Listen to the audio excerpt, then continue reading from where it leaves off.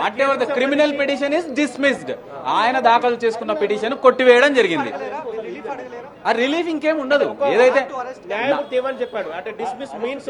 ఆయన దాఖలు ACB case దాఖలైన తర్వాత ఆయన దాఖలు చేసుకున్న క్రిమినల్ పిటిషన్, హైకోర్టు ముందు దాఖలు చేసుకున్న క్రిమినల్ పిటిషన్ అనేది కాంప్రిహెన్సివ్ గా డిస్మిస్ చేయబడ్డది.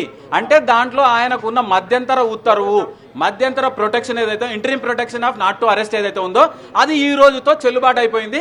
తక్షణం ఏసీబీ ఆయనను అరెస్ట్ చేసుకునే అధికారం, అవకాశం high court anti corruption bureau of తెలంగాణకి ఇవ్వడం జరిగింది.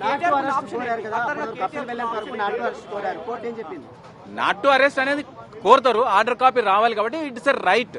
ఆయనకు ప్రొటెక్షన్ ఉంది. రేపు ఆయనకు నోటీస్ కూడా ఉంది.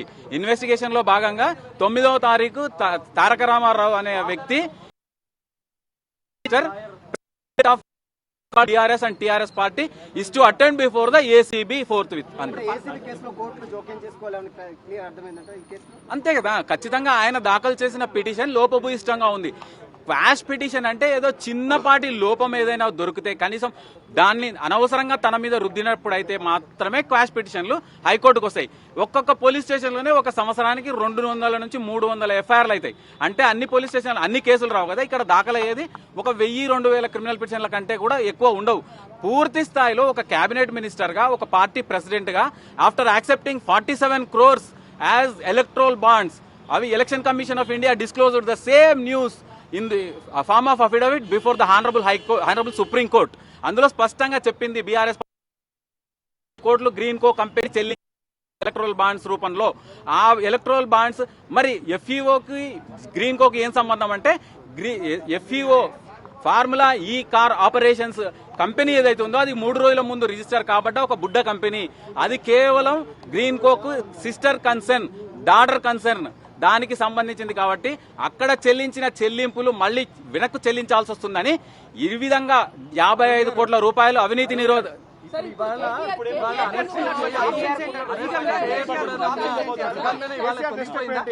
ఖచ్చితంగా అరెస్ట్ చేయకూడదన్న మధ్యంతర ఉత్తర్వులు, మధ్యంతర రక్షణ అనేది కొట్టివేయబడ్డది. పూర్తిగా ఆయన పిటిషనే కొట్టివేయబడ్డది కాబట్టి what ever the interim orders gets cancelled.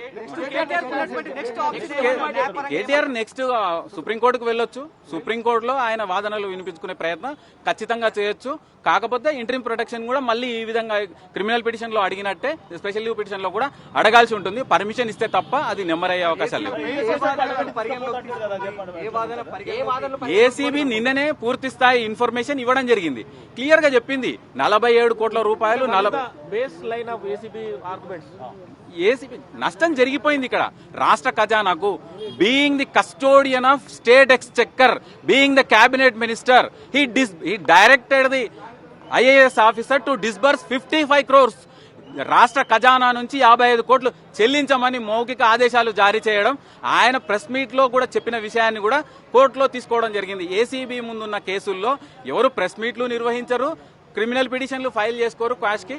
కానీ వారు ఫైల్ చేసి ఆయన లేఖనాలను ఆయనే ఫిలప్ చేసుకోవడం వల్ల ఈ రోజు అది ఆశనిపాతంగా మారింది. ట్రైపార్టీ అగ్రిమెంట్ లో హెచ్ఎండిఏ లేనందుక ఈ పిటిషన్ కొట్టివేత. ఖచ్చితంగా ట్రైపార్టీ అగ్రిమెంట్ లో government on behalf of HMDA there is no clause.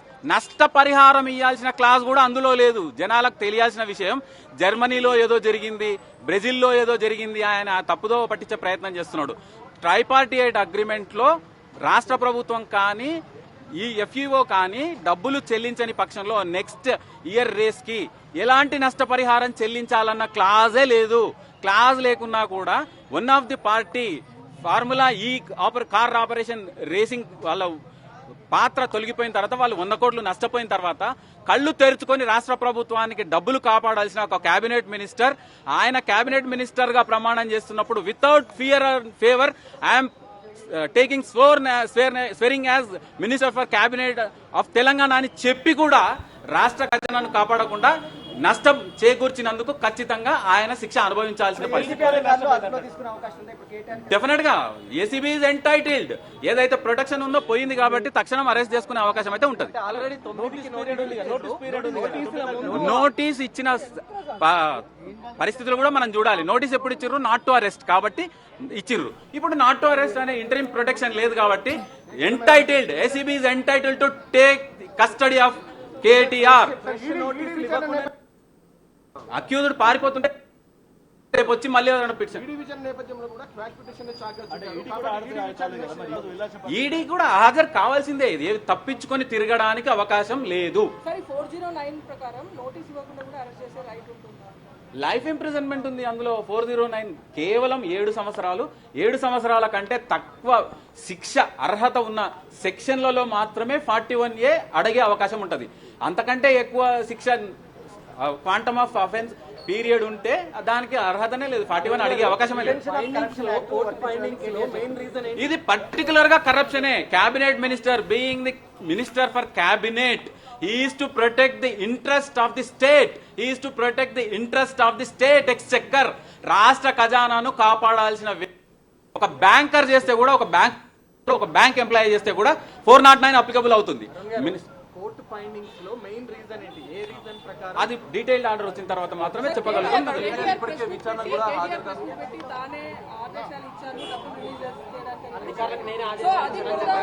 అది డెఫినెట్ గా ఆశనిపాతమే. అది చేయకుండా ఉండవలసింది. కేసులు ఎదుర్కొంటున్న వ్యక్తులు ఎవరైనా సరే అక్యూజ్డ్, అనుమానాస్పదంతో ఉన్న వ్యక్తులు మాత్రమే, ఆరోపణలు ఎదుర్కొంటున్న వ్యక్తులు మాత్రమే.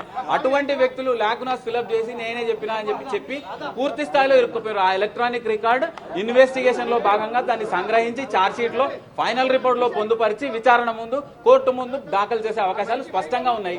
That's must be fatal. Next step ACB ఎంత చాకచక్యంగా వ్యవహరిస్తుందో, ఎంత చురుకుగా వ్యవహరిస్తుందో చూడాల్సిందే. ఎప్పుడు తప్పు చేసిన వాళ్ళు ఏ స్థాయిలో ఉన్న వాళ్ళైనా కానీ అరెస్ట్ చేసి డిటైన్ చేయాలని చెప్పి నేనైతే రిక్వెస్ట్ చేస్తున్నాను. ఎందుకంటే భవిష్యత్తులో ఇది వేరే ఎవ్వరు కూడా రాష్ట్ర ఖజానాను ముట్టుకోవాలంటే ఉచ్చబోసుకోవాలా.